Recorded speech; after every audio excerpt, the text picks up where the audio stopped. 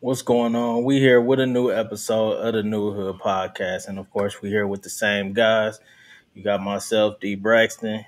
You got Venom, and What's you happening? got Shawn. What's the deal, fellas? Cooler, brother. Yeah, Cooler, man. cooler, man. Cooler. All right. Been a little bit of a minute since we recorded, so should be some good topics, good things to talk about. But I mean, like you said, we talk regularly, but obviously it's the first time in a minute actual podcast. Right. So Yeah. anything new going on with y'all? Man, I got this child support case going on. So I'm not one to really put my business out there for everybody, but I also want to make this a moment of transparency especially for all the younger guys who maybe don't have kids yet. Just make sure that the person that you laying down with, that you could spend the rest of your life with them. You know, even after your kids turn 18, you still gonna have to have interactions with them from time to time. So just make sure that you're really putting some thought into it. Although my situation isn't the worst situation, I know there's definitely worse situations out there. It's definitely still not fun, you know, especially when you have a young child that's being balanced in the mix, that has to feel the backlash of it all. So I just wanted to put that out there. You know, I'm still working with my lawyers and stuff like that. So, you know, prayers up. You know. Yeah. No, Okay. respect, bro. And like I said, you know, if you need anything with that, let us know, man. Here for you, Yes, brother. sir. Yes, sir. And, But outside of that, you know, on the lighter note, your boy hit 100%. You know what I'm saying? Because I don't think I got to say that since we started the pod. So major blessings for that. You know, so you got to take the good with the bad. You feel me? You know, make the best out of a bad situation. facts. That's it. Okay. For Facts, sure. When you say you got 100%, what you saying? For the people that don't know what that means. Oh, for the people that don't know, for the people in the back, that means 100% VA disability. Okay. Shout out my guy, man. Well deserved. The brother is slow. Yeah. That's what's up. You good, huh? Hey, brother, you had that.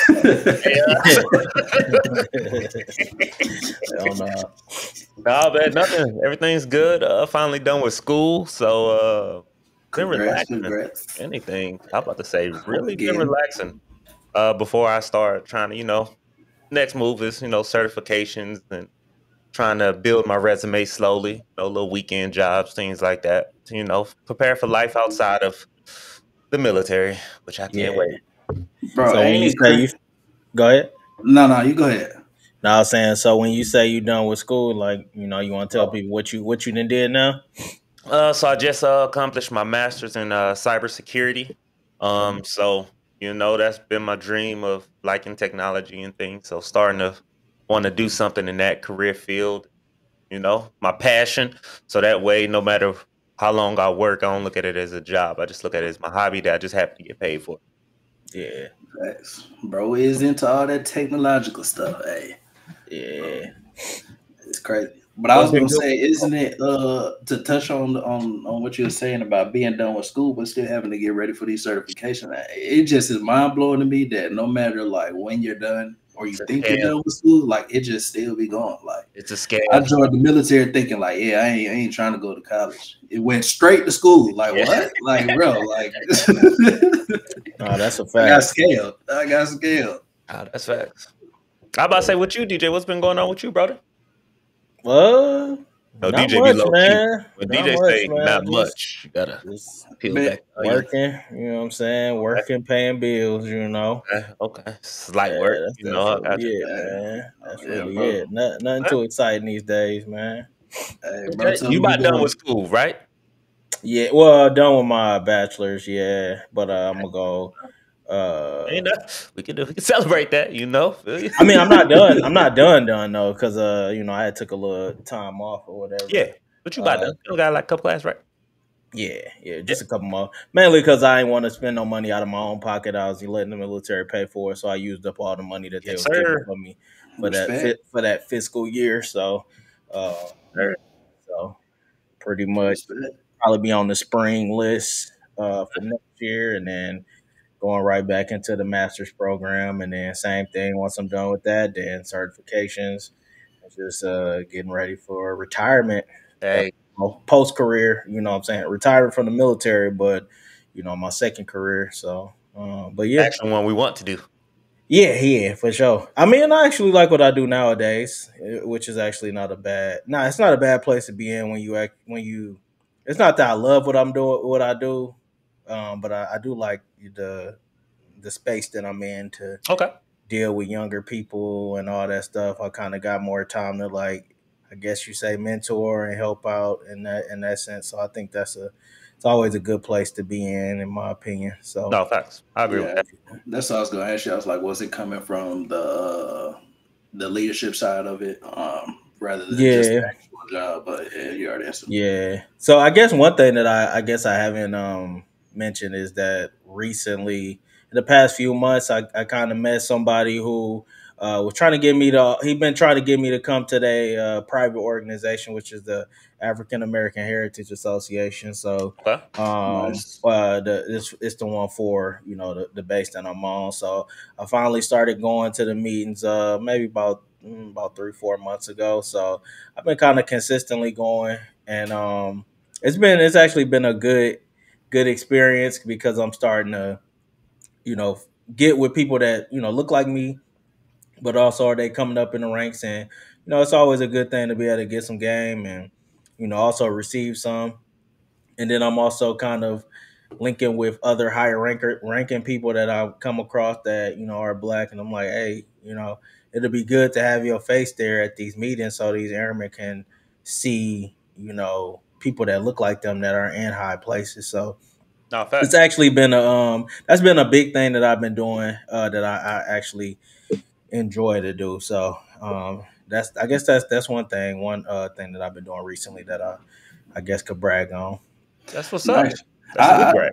I think that's definitely because that's my first time hearing about that organization. So I Hmm. definitely think that's a good thing because I think that would have been nice for me had I been had that available to me at the time Hmm. of my time in the military. So Yeah. that's You know what's definitely crazy? The crazy part about it is it pretty much every base has one. It's just not that not that well advertised, and then depending on the base, there who a lot of people are in those positions just to get that state that bullet, but not really doing nothing with it.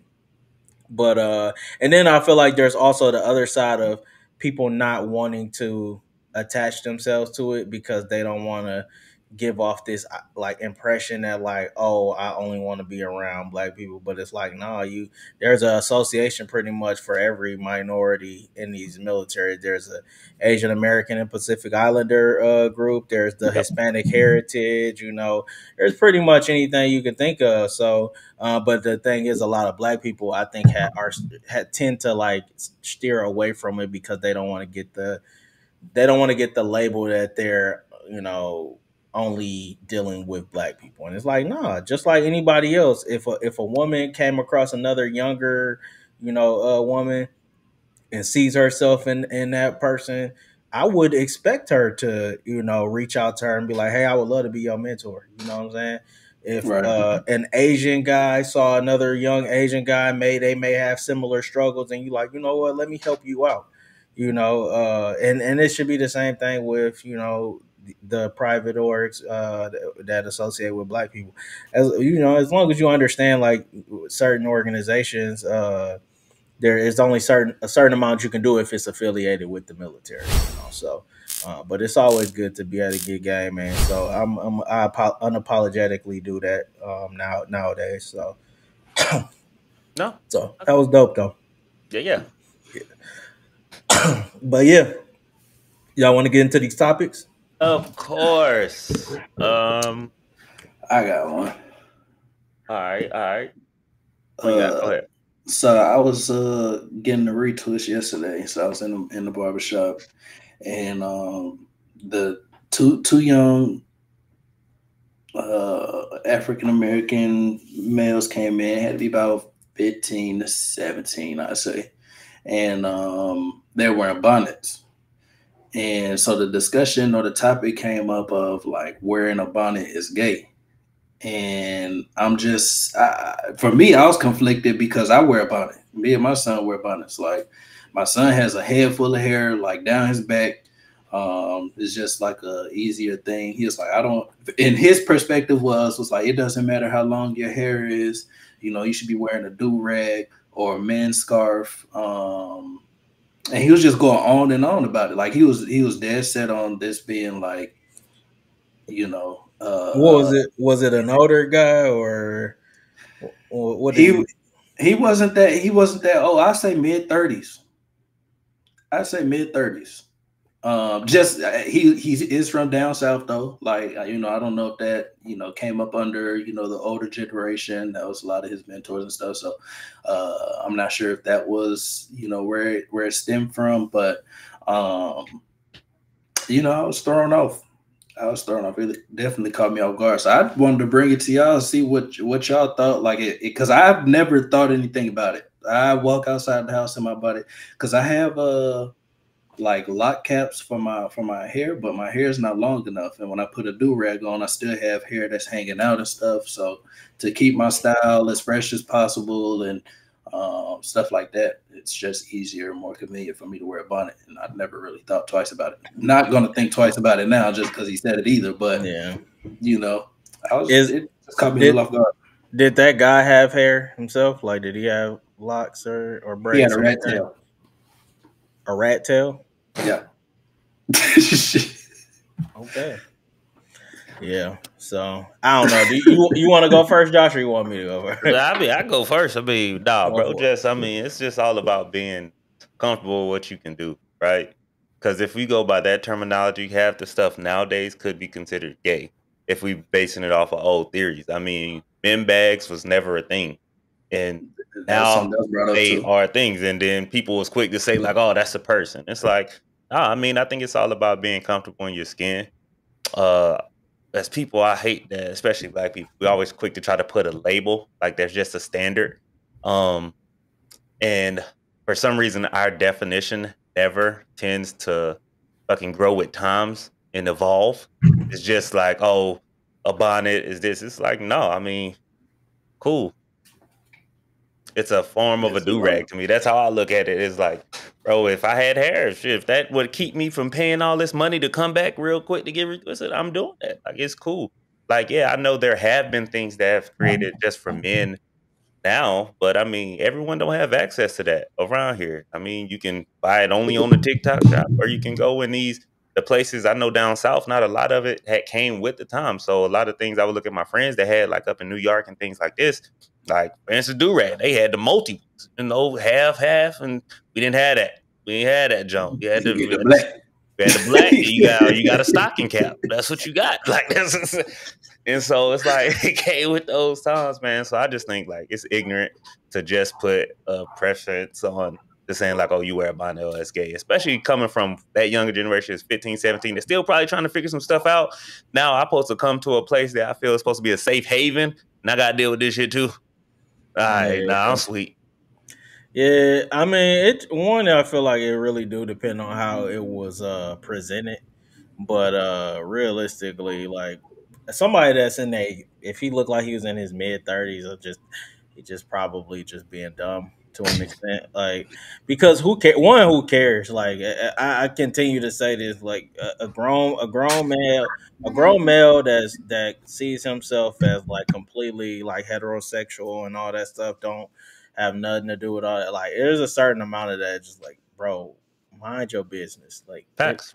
like find something else to do, something better to talk about. You're just wasting your time like injecting that type of conversation. Now, if you sitting down giving game to these young dudes and you like, hey man, I don't know, and even then you probably doing too much. But like, if you like, hey man, let's get back to the very masculine traits and this and that.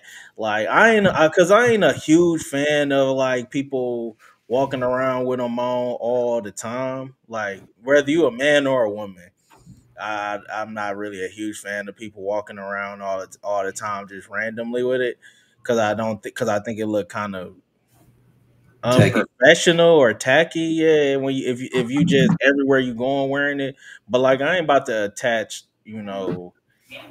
I ain't gonna attach that to it because I'm just a huge proponent of like I'm just very very much against putting that type of question on somebody's sexuality when I don't know them, especially when I don't know them, but just in general. I guess how I was always raised is like you don't say that about somebody unless you know that's for sure what they are, you Facts. know, because you know because there's nothing wrong with being that way, but more importantly it's the damage that it can do to somebody's reputation when you throw that out there and you don't know what and you I mean you know what I'm saying you just don't know Yeah, no, no. the damage that can do to somebody's reputation or how they got to deal with their life growing up because people attach that to them. So I just never been one to do that. If you want to talk about whether something is masculine or not, sure. Well, okay, let's have a conversation. But if I'm just going jump straight to calling somebody gay for wearing a bonnet, knowing that he's probably wearing it to for upkeep of his stuff, it just seemed like a bit of a stretch to me. But it's just so normal for us to make like something, in my opinion, is something serious to say about somebody when you don't know and just make light of it. So I just was like, nah, don't do that. I ain't gonna do that because if that's not what you are, then now I got to deal with the backlash. Well, you got to deal with the backlash of what somebody else said about you, and you don't know that to be true. So Yeah. yeah, Yeah, I would have preferred, bro, like have just given like playing devil advocates of just giving them game of saying how it could be perceived. Not right. saying it is, and just so that that individual can be prepared and be like, hey, if this come, like you can feel confident knowing, like, hey, bro, like I'm cool with myself. But just like Braxton said, as someone that's supposed to be an OG, I would say, uh, just ignorant advice. Yeah, I agree. I pretty much felt the same way. I think he goes under that old, quote unquote, old law, because there's some other stuff, that was said that I'm just not going to I could repeat. only imagine. So, yeah, I'll just It leave was it a at that. barbershop. Yeah, it was a barbershop. Yeah, and that's another thing. Like I also try not to be too judgmental of Critically, what's said in the barbershop because it's the barbershop. You know what I'm saying? Yeah. Like I grew up in the barbershop, so like it wasn't that wasn't like I don't ever want to get too crazy about something that's said in the barbershop because people say crazy stuff in the barbershop. You know what I'm saying? But we do have to be careful of what we say when it come to that. Like if when you attaching it to somebody that's there. If we just we shooting the shits and we talking about all type of stuff, all right, fine. But like if I'm directly adding something to you and I don't know if that's what you are, I think that's unfair. So that's the only Okay. thing. So yeah.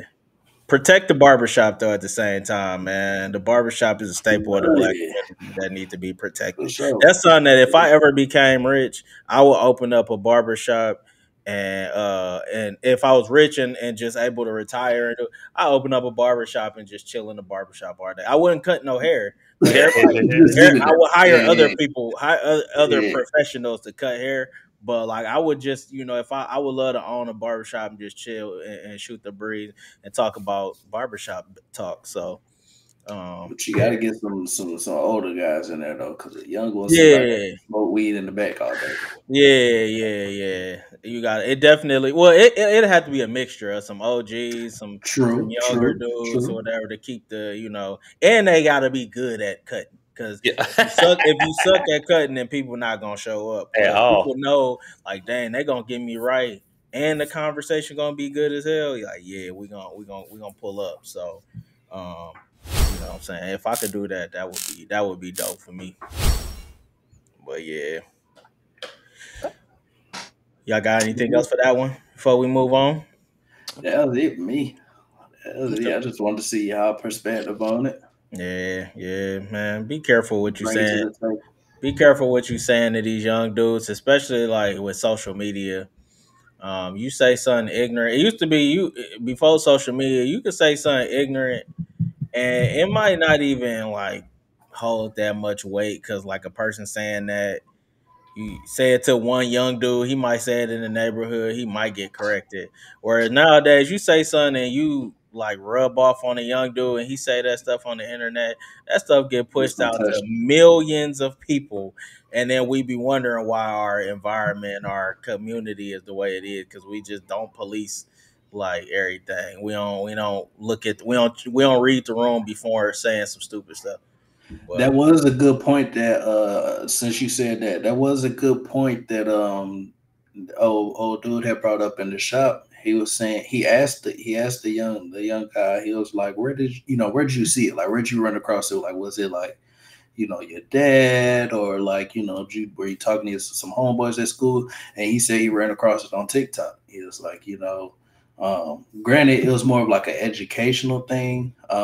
He was saying that he heard that, sleeping on cloth pillowcases with locks and stuff causes that cotton to get caught up in your locks and, everything else. So granted, it was educational, but he was like, that kind of goes to my point of like nowadays it seems like social media is raising the kids, which is something that we talked about previously, in one of the earlier pods and stuff like that.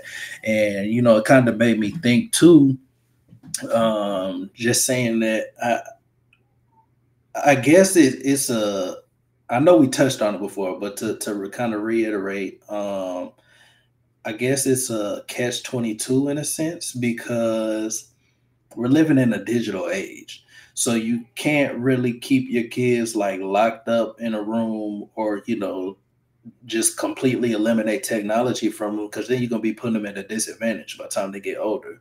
But I think just monitoring what your children are watching and being very mindful about it can kind of resolve that issue to some extent. yeah, No, to fact. some extent, because these Yeah, kids definitely still gonna say some crazy stuff on those no matter who around. playground. Because Definitely, I pick definitely, up my son every single day from school, and I'm walking up the little pathway to pick him up.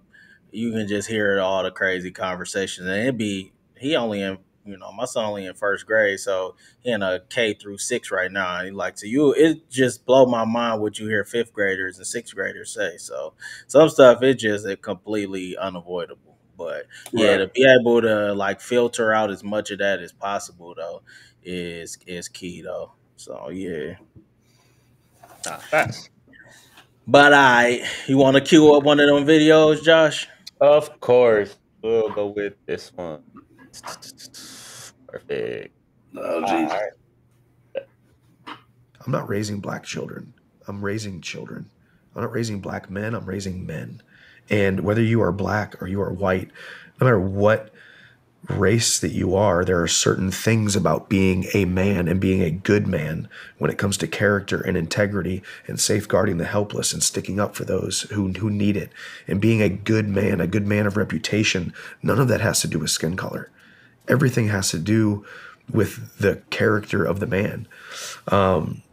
And like I said, it's probably not an answer that some people would say is important, but that's where the world has gone, where we think that the most important thing about us is our skin color or our gender or our sex or our political affiliation or all these different identity politics or the identities that we put on each other, when really we're just human beings on this earth. And there are certain things about being a good person that transcend skin color and age and sex and religion and all of those different things.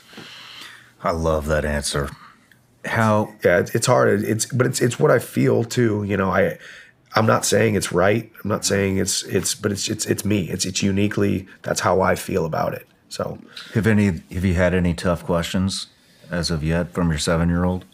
yeah, I mean, there's questions about skin color, obviously, because it makes a lot of sense, right? It's like whether and just a call to action for men, you know, right? We grew up on cowboys and Indians and GI Joes and superheroes and stuff, and we all want to feel like a superhero, right? As the male gene, we want to feel like a superhero. And we are a superhero to our children, right? We are a superhero to our children. We are a godlike figure to our children.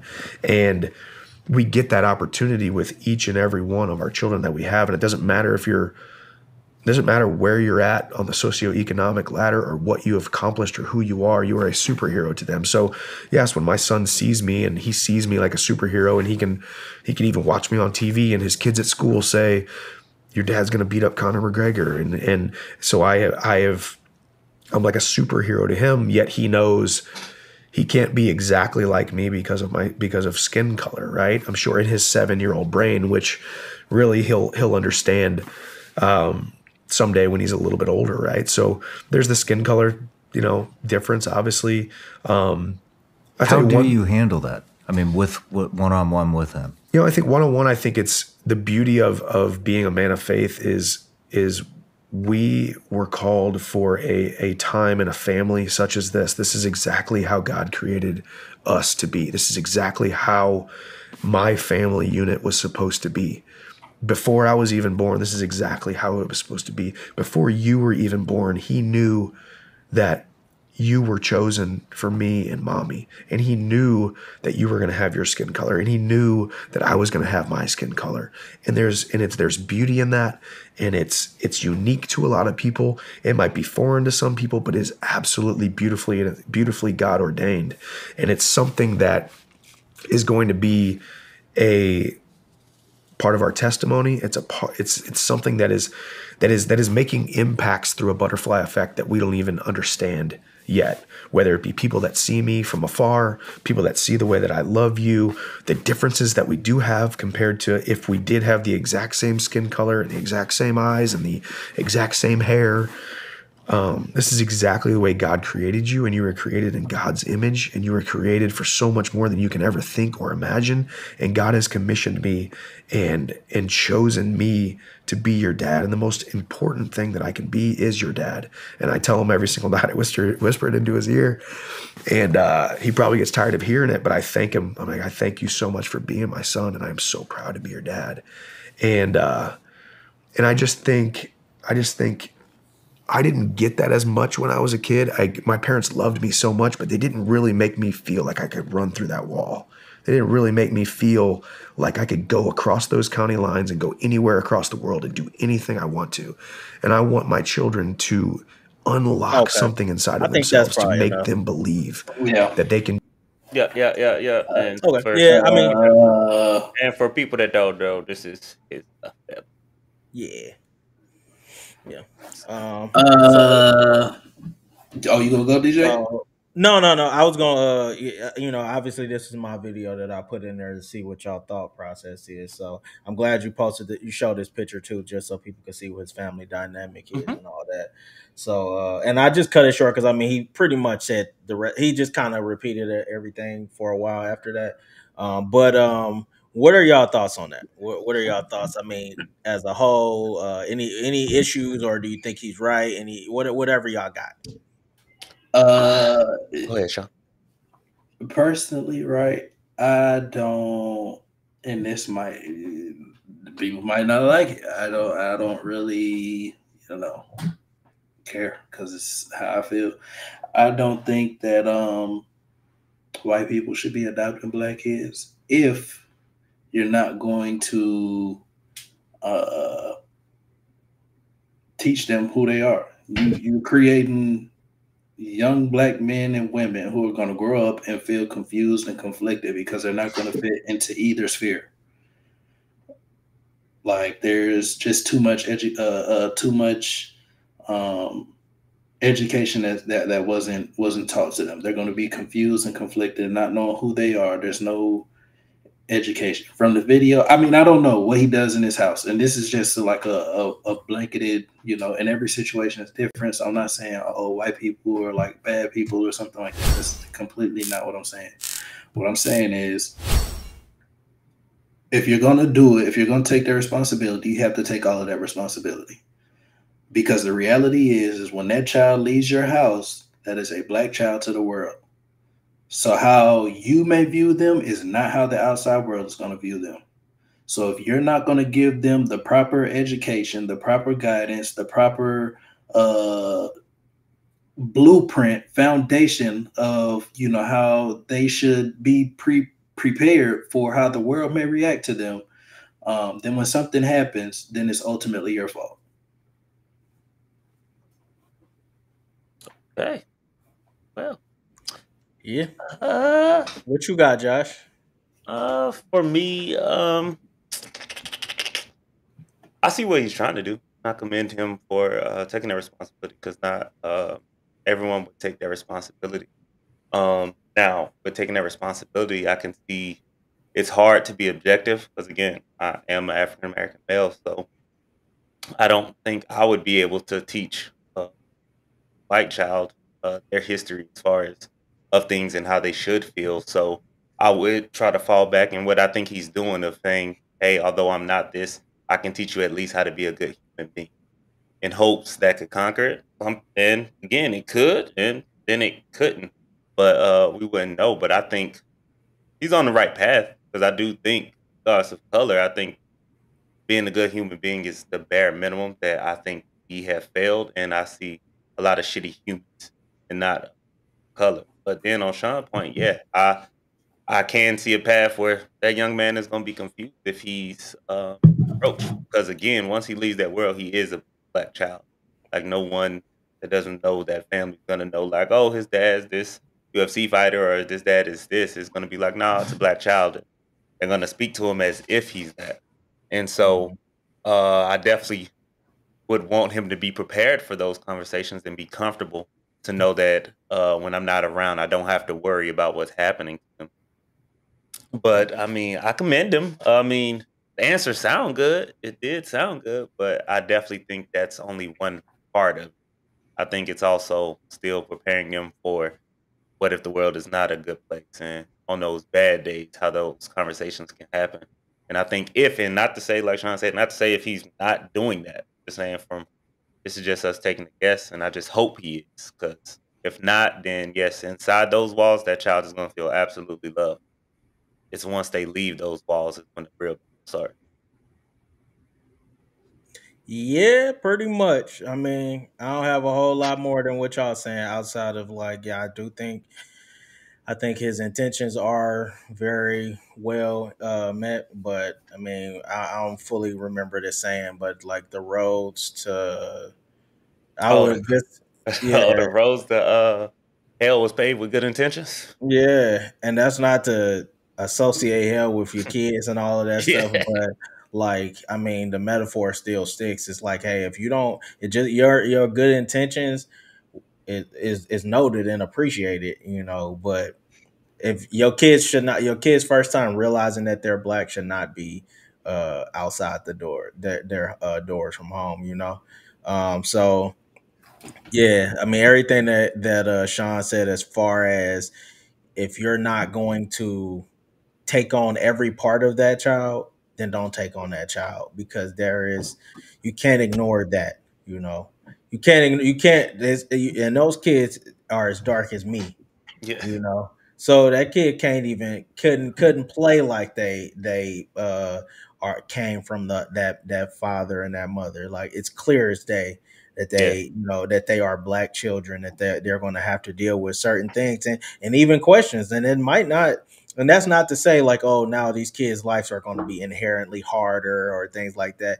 But there are going to be questions. There are going to be things that are said just off of the strength that your dad is white and you're black, so like there's going to be things that said, there's going to be questions that are going to be asked, and for you to say like, hey, I'm not raising black kids, but then later on down the line in the conversation was skin color is brought up. Yeah, because you have black children, so you are raising a black child, Yeah. so like, hey, and I but like I said, I appreciate the idea that you raising good men, you raising, if you're religious, you raising God-fearing men.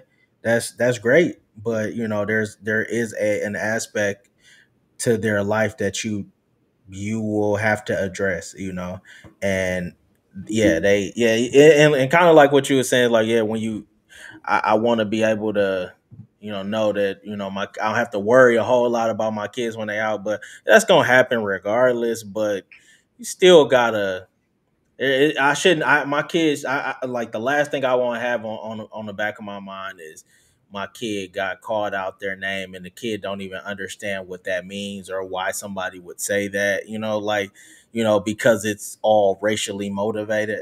These things will be said to your kid. Like, it's the thing. Especially you're an MMA fighter, so you probably do very well in life if you fight in Conor McGregor. So your kid is Facts. probably already going to be around people that don't look like them already. Like, so they're already going to be around. They're already going to be a huge minority probably in their school environment, and then they're a minority in their house. And then you make it such a taboo thing to say, I'm not going to talk about that in my house. Then where is their outlet going to be? If you're Facts. going to make it such a taboo thing, where they're going to have where are they going to have that outlet to acknowledge who they actually are? So that's, I don't know. I appreciate everything. I appreciate the intent, but I'm Yeah. saying you walk in a very thin, dangerous line, and yeah, be careful. I ain't gonna say be careful. You might want to reevaluate that if that's what you think. If you think that just not bringing it up and like focusing more on raising good men and all that stuff is going to change their life. It is going to change their life, but there are going to be struggles that they got to deal with that you're just going to make so unknown and taboo. Like, there's going to be a problem for them. So that's a little danger. You playing a very dangerous game by doing that. But No, facts. And I think that kind of like touch on what you just said, DJ. I think that kind of ties into like why I was saying that I don't necessarily agree with white people raising black children, um, because there's a lot of things that you may not understand particularly, like, and it's not of your fault or anything like that. You just may not have been experienced or privy to it, so that you just don't know to be aware of certain things, so you can't prepare the child to be aware of certain situations and scenarios. So so um yeah, so where I would disagree, like, it's not that I don't have a problem with somebody. I don't know. Like, it's because if those kids, I would prefer somebody adopt those kids and be in a loving home than they have to grow up in the system. for Um, sure. so I would never I would never want them like err on the side of like, hey, go back into the system and hope that a black family picks them up. I just don't like the idea that we're going to act like these things don't exist. Like that's the part where I'm like, I don't want you, like, if I were to raise a child that was not black, um one of the first conversations, once I understand that we can actually have real back and forth conversation, I'm going to let them know, like, hey, let's talk about who you are. Let's talk about who I am. Now there's going to be things I don't know. Let's say I had a Hispanic kid, a little Mexican kid, right? There's certain things about being Mexican I don't know, right? And I'm going to acknowledge that. So let's navigate this together, as opposed to like me telling you to navigate this on your own and in private, because obviously I'm not going to talk about it. So if you don't bring it up and you make it an awkward conversation, a child is not going to talk about it. So if they got to deal with that by themselves, like, I think you're doing that child a disservice. No, facts.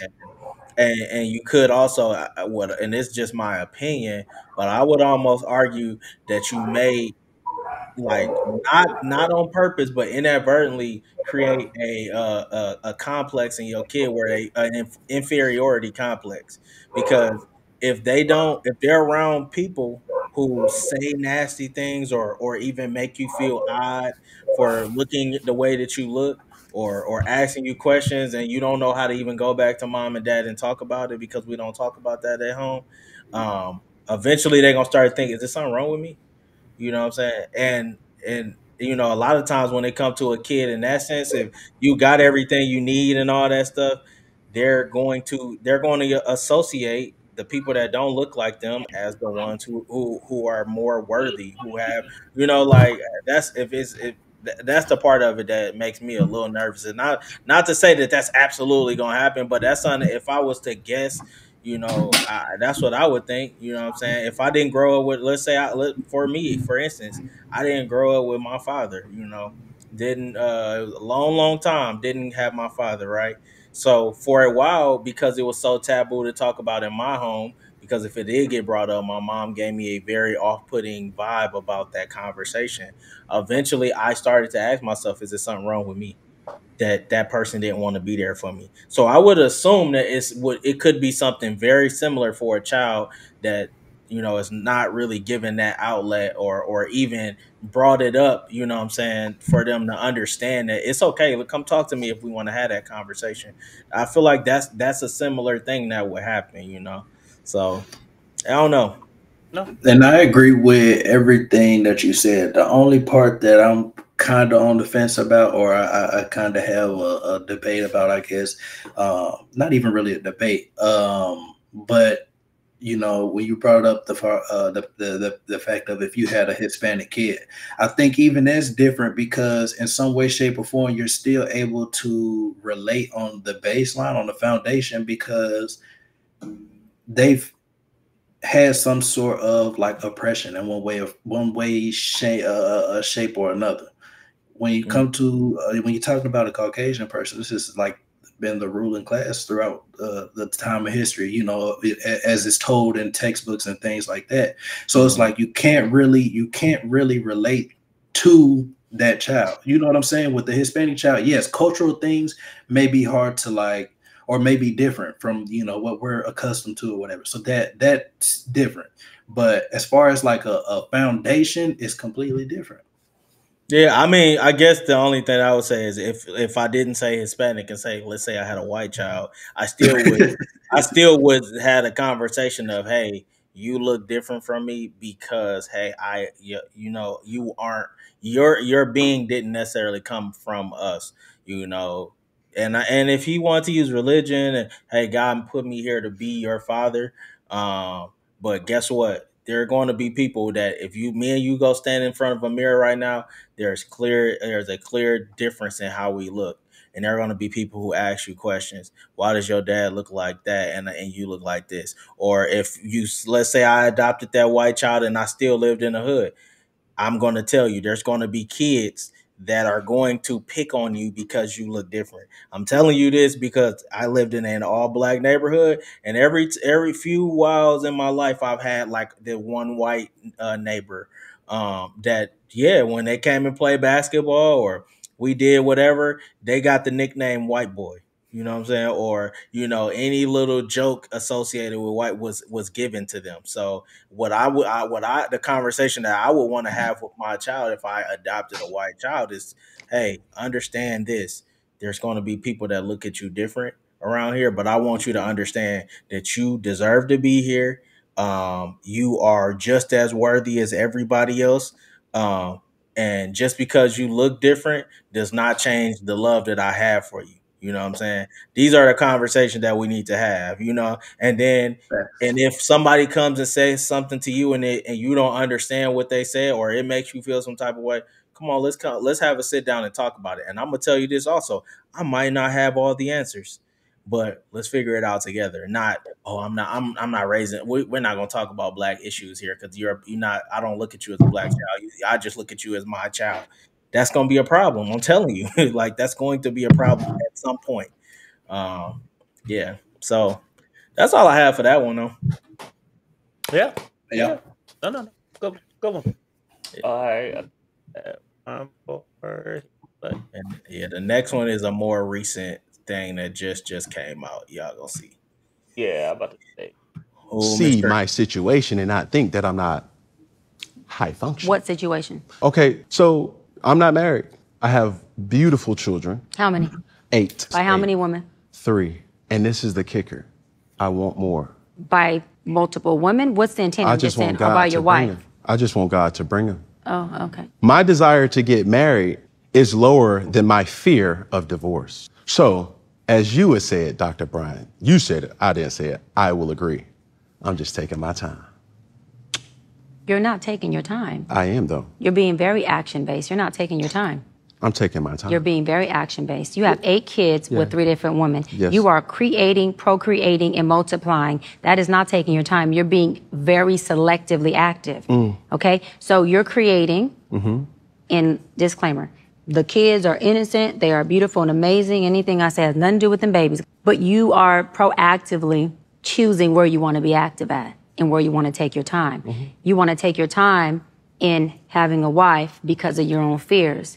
But you will, and I say this with all respect and love, what I'm about to say next, okay, Cam? But you will selfishly create broken families, even if you're in their life and you're a proactive father, and I believe you're an amazing daddy. I can only imagine with just your presence and knowing you.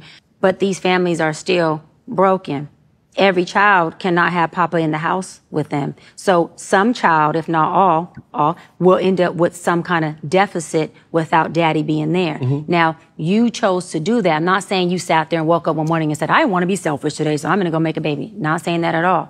But those are selfish acts at the expense of your fear. And yeah, that is a low functioning behavior to say that I'm going to build these houses and put kids and these beautiful women and kids in them, but I ain't going to create a home in them. I'm going to wait till I dissipate my fear to find a wife where I'm still going to be fearful with, because there's no such thing as not having some type of nerve or some type of feeling behind marrying somebody. And then I'm going to build a home with her while all these other beautiful babies have houses. That's completely unfair and that's selfish. And so, yes, you're taking your time in this department, but you're not taking your time in this department, which means you're compartmentalizing. And compartmentalizing never works. Compartmentalizing hurts everybody involved. Everybody who's in this box and that box and this box and that box and this box. And then here you go over here trying to figure out what box you're going to feed or entertain or do. Then you're looking outside to figure out who's your next victim to put in the box. It's unhealthy. A lot of people see my situation and not think that I'm not high functioning. What's it? Okay.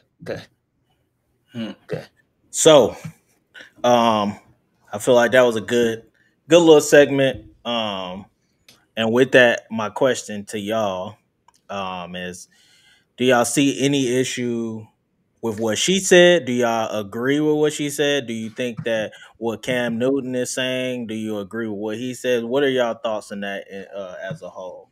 It's kind of a multi-faceted question, but yeah, what do y'all think? Who want to go first? I mean, I could go, but it's hard for me to go because I grew up with the home with both parents. It was definitely broken at times, but I could definitely understand what she's saying. I don't think anybody's intent is to go out and create broken home, but I didn't understand the importance of it until I got older, of knowing that you do have a different aspect of having two parents in the home. But I've also seen the other side of my daughter. She's about to be 17. She doesn't live in the house with us.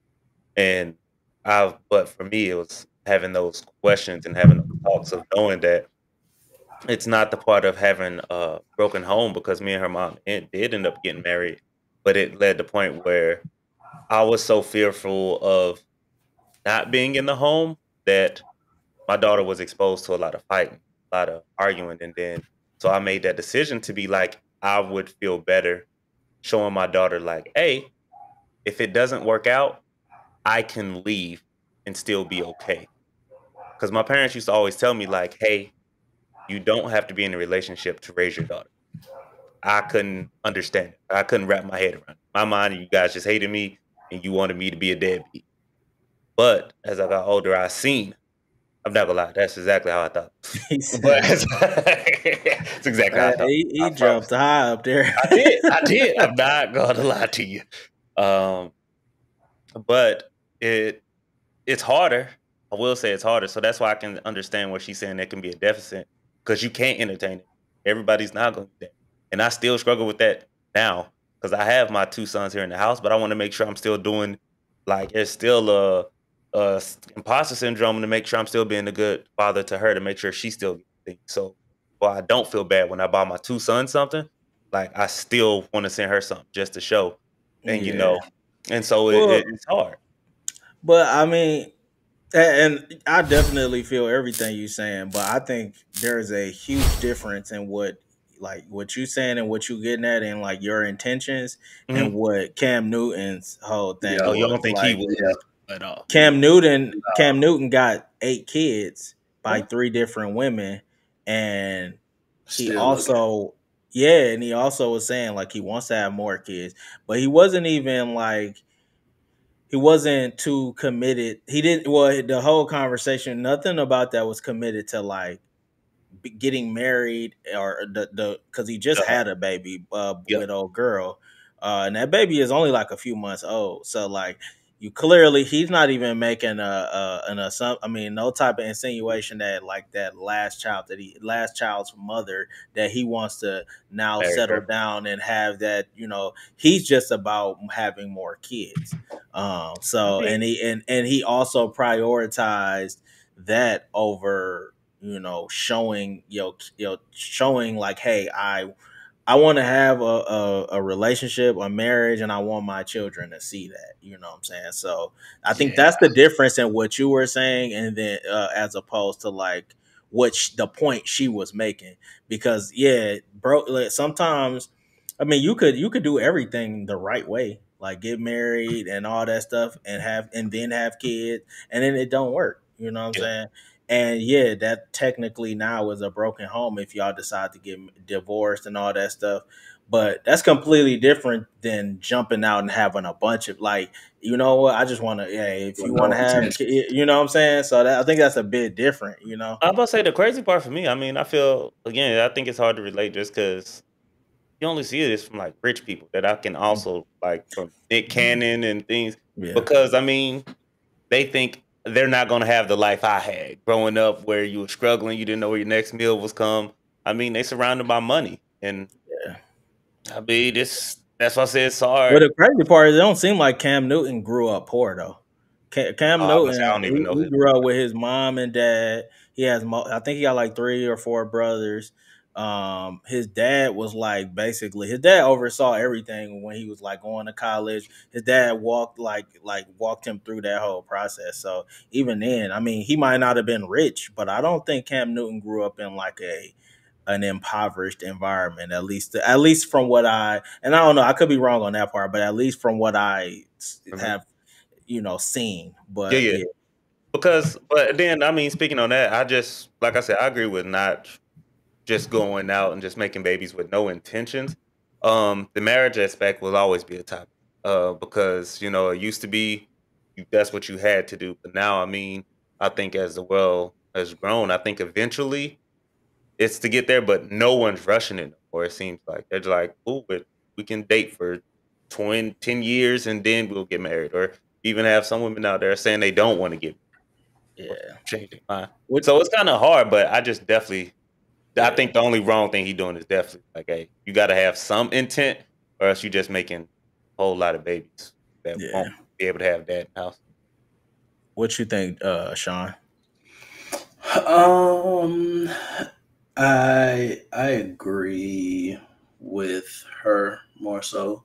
Because like you were saying, DJ, it definitely gave the impression that he wasn't looking to have something long term committed.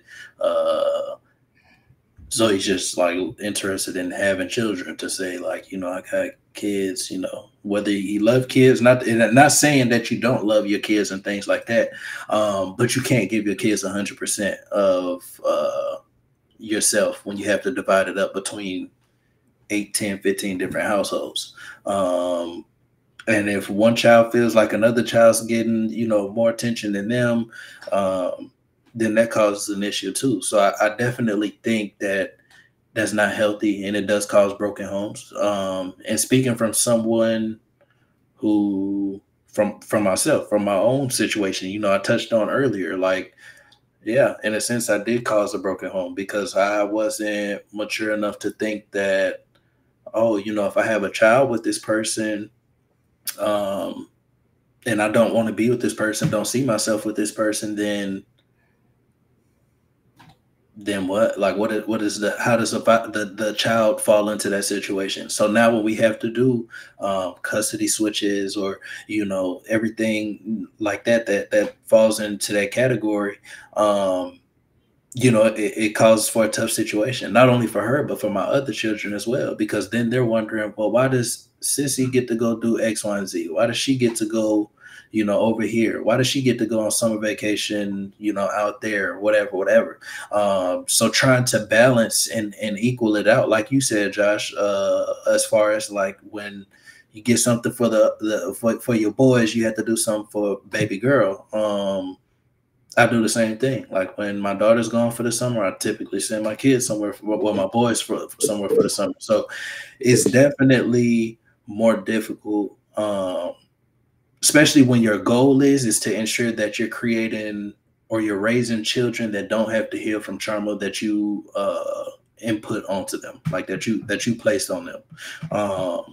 So it definitely makes your job that much more difficult in that regard. So, and it just makes your life harder. I mean, maybe not for him because he got money. It might be a little bit easier, throw cash at the problem, which doesn't really solve it. But at least with the women. But Yeah, it's a it just toughie. makes your life that much more Yeah, difficult. Toughie. yeah. And the one of the things you said that kind of made me like kind of something that always gets me is when we think about the when people get into this idea that I love what you said about not imparting like trauma on your kid that they or having to heal from trauma that you as a parent imparted on them. And I think a lot of times people just assume trauma is like physical or like emotional or verbal abuse. And yeah, that's a huge thing that kids do have. I mean, grow up and have to fight through and figure out.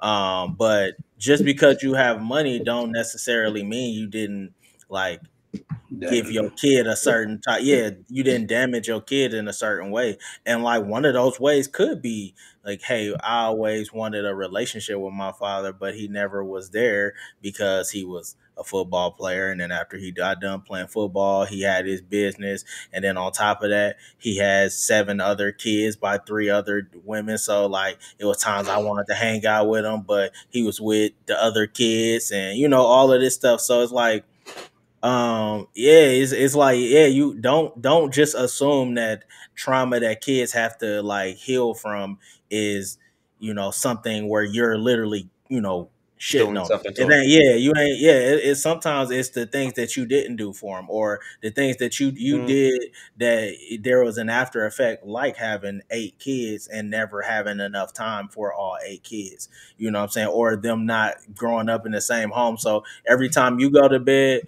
like when you come home to go to bed, like all of them having access to come out of their room to come see you. Like that is something that if a child, like some kids, although they might not be from the hood or whatever, that might be something that negatively affects them. facts. So yeah, man. Like I said, I understand. I guess my part on all of this is like I definitely I understand that sometimes broken homes happen, and Yep. we're especially like when you're young. Like when you're young, you might make you could have a kid out of wedlock, or you could get married and end up getting divorced. But my issue with everything that he said was like, bro, you're so, in my opinion, everything I took for that is like you are so self absorbed and self centered that you like even you having kids is about you and not Yeah. necessarily about those children. Because everything I just want God to bring them to me. Yeah. Like, I bro, said, this bring ain't some. like, bro, you really have that's the issue with these celebrities. Like they really do have a God complex in their mind to where like even having a kid is about them. It's not about the child at all, And to an extent, us having kids is to an extent we make it about us because it's a act that you do to create a child and all that. But like at some point in that, there has to be a I'm here to raise a being and to be and so everything that he was saying was kind of nasty to me because I was like, bruh, what are you? I was like, y'all, just nasty, bro. Just nasty because it's like, bro, nothing about that was about the children, you That know. all, yeah. Yeah. So No, you no, know, I feel that. and I can kind of be a little bit on a high horse when I had these conversations, but like I always tell people, having kids was always the step after I got married in my mind.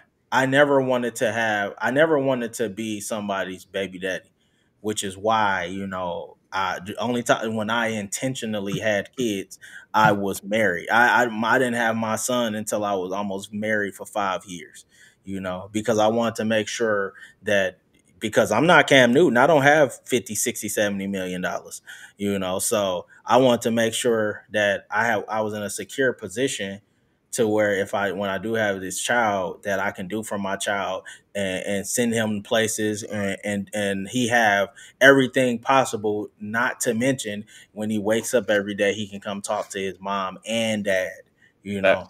Obviously there are deployments, there are, work conferences and TDYs and stuff that I have to go to where I'm not home, but I want my son to, if it's 365 days out the year, my goal is to my son to wake up at least 300 of them days and is literally able to come see me. Now there's some, like I said, work and all that other stuff, but yeah, and I just think, it was nasty, and just self-centered. His whole take and all that was nasty and self-centered, in my opinion. And like I said, I definitely understand. If I had the money and the yeah, if I had the money and the bandwidth, I would have a large family. But I'm very thought. I like everything about having a family and all that. I think about not just myself, but what am I able to give to my child. So if I go have another kid right now, I gotta then balance out my selfishness, what I'm have to do for my own child that I currently have, the time that I have for my wife, and all that stuff, and then how much all of this is gonna cost us. So like, what I mean, a lot of these people are just like, yeah, I'm gonna have a kid and we'll figure it out as we go, and it's like, okay. And that's not to say it's absolutely wrong, but it's like, man, I think I hate this. I ain't gonna lie, everything he was saying when he was doing that, I was like, bro, this is some degenerate ass shit right here. I was like, I ain't gonna lie, it was just so nasty in my opinion. But I don't know, man. And I definitely want to say too, like, to kind of touch on that situation as well. I know DJ, he said you grew up without your pops as well, so I'm same situation, and we kind of been mending our relationship within the past few years or whatever. So this isn't something to bash him, but it's just my reality, my truth. So growing up, I had those same reservations or questions, like what did I do that like you couldn't be in my life, like actively in my life or whatever. But to take it a step further, my pops ended up settling down and like raising my two younger sisters, which I love them to death. So it was not a jab at them, but I also started to question at that point too, is like, what did I do that was so bad that you were able to, be there for them every day, but you can't even, do nothing for me. So it can definitely be damaging to children, even if it's just their perception on things. And I think that's something that a lot of people need to understand, especially when you're talking about having kids, raising kids, and things like that.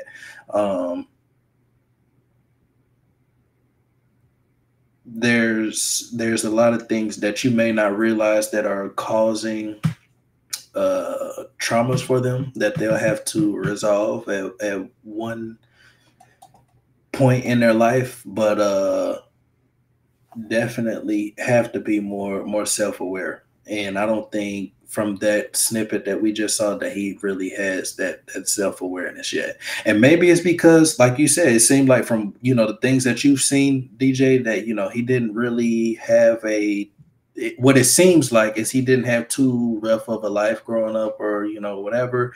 So maybe he doesn't see it that way. Maybe he didn't experience trauma to that extent to where, like, he knows that he's imputing it on his children, or could potentially be imputing on his children. But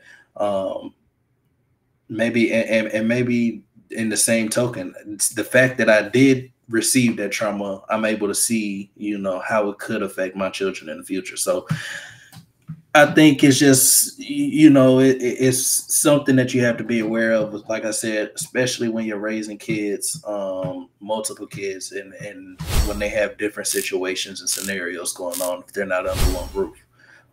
And that doesn't mean to say that, oh, you have to marry the woman that you're having the kids with, but you have to be, committed. You have to know that, like I said, I can be with this person for the rest of my life, essentially.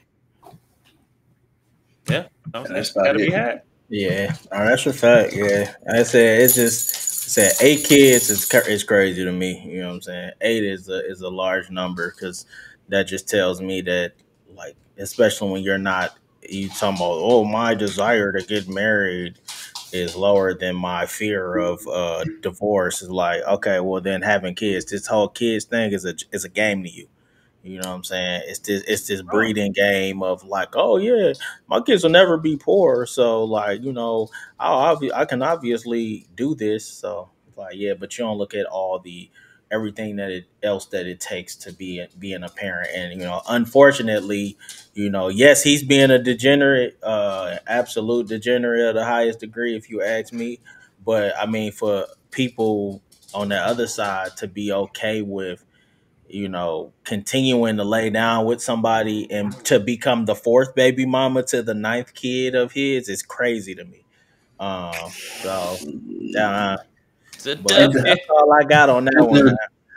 and to finish off, to touch on what you just said, DJ, I think it's kind of crazy that because it seems like it's a commitment thing, like it's a fear of like commitment. That's what your fear is within the a marriage, but not realizing that with the kid you have to commit too. Like this is this is a same situation, if Don't not be more here. intense. Like this Huge is your commitment. flesh and blood. So like I don't get that. But I mean, to each his own. If you like it, I love it.